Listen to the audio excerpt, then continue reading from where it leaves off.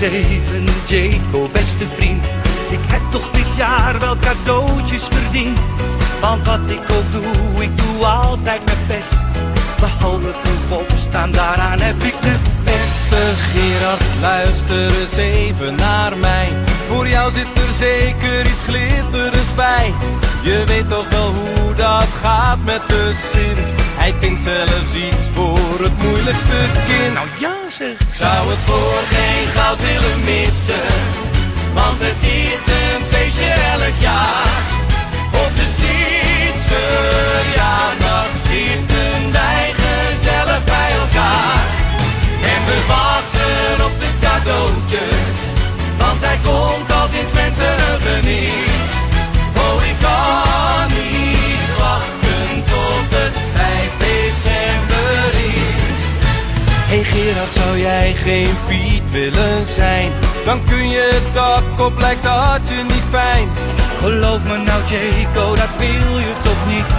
Wat is er nou leuk aan een hysterische Piet? Precies, dat zou je naam kunnen zijn. Extra hulp op de taken, dat lijkt me wel fijn.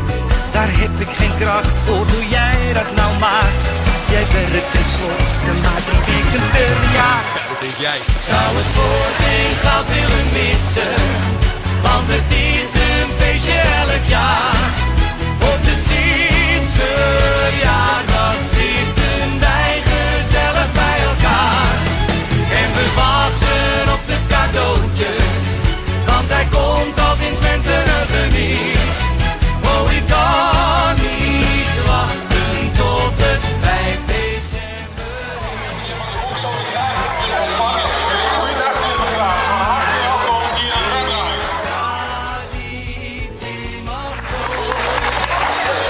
Beste kinderen van Den Rij, papa's en mama's, vaders en moeders.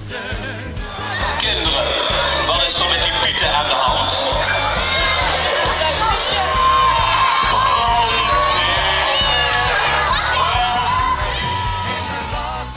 Op de cadeautjes, want hij komt als eens mensengenis.